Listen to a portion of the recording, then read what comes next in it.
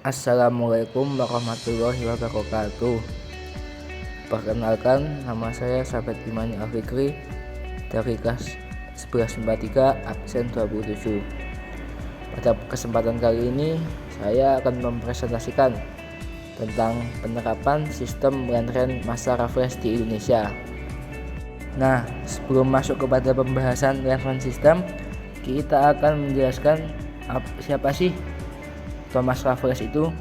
Sir Thomas Stamford Bingley Raffles lahir 6 Juli 1781 dan meninggal 5 Juli 1826. Adalah seorang negarawan Britania, Gubernur Jenderal Hindia Belanda, dan Letnan Gubernur Jenderal Bengkulu, yang sangat terkenal dikarenakan mampu membawa pendirian Malaysia dan Singapura yang lebih maju dan modern. Raffles sangat terlibat dalam perebutan Pulau Jawa di Indonesia dari Belanda selama Perang Napoleon dan penjajahan operasi sehari-hari di Singapura. Ia juga pernah menulis The History of Java. Nah, setelah mengetahui siapa sih Raffles itu, kita langsung saja masuk ke dalam pembahasan LandRent System. LandRent System ini adalah sistem sewa tanah atau pajak tanah yang dicetuskan oleh Thomas Stamford Raffles. Kebijakan dan program yang dirancang Raffles ini terkait erat dengan pandangannya mengenai status tanah sebagai faktor produksi. Menurut Raffles, pemerintah adalah satu-satunya pemilik tanah yang sah. Oleh karena itu, sudah selayaknya apabila penduduk Jawa menjadi penyewa dengan bayar pajak sewa tanah yang diolahnya. Setelah mengetahui apa itu sistem LandRent, lalu kita akan masuk kepada ketentuan sistem sewa tanah atau sistem LandRent. Beberapa ketentuan sistem sewa tanah pada pemerintahan Letnan Gubernur Raffles adalah sebagai berikut. Pertama, petani harus menyewa tanah meskipun ia adalah pemilik tanah tersebut. Kedua, harga sewa tanah bergantung pada kondisi tanah. Ketiga, pembayaran sewa tanah dilakukan dengan uang tunai. Keempat, penduduk yang tidak memiliki tanah dikenakan pajak kepala.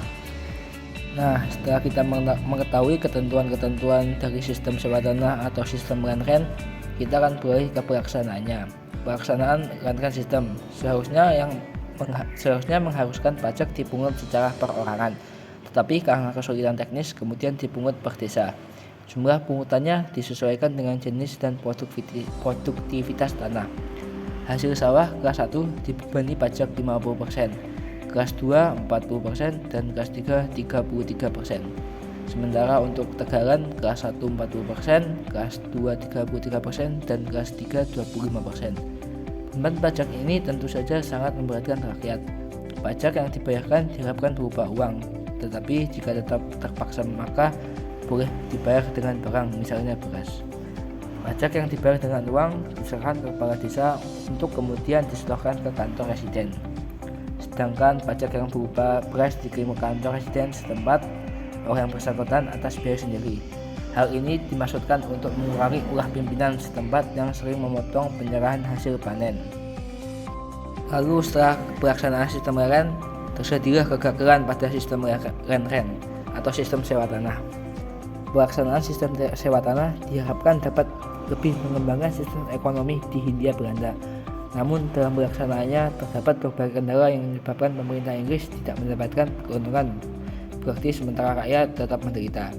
Berikut beberapa faktor yang menyebabkan kegagalan LandRent sistem atau sistem sewa tanah. Pertama, budaya dan kebiasaan petani yang sulit diubah. 2. Kurangnya pengawasan pemerintah.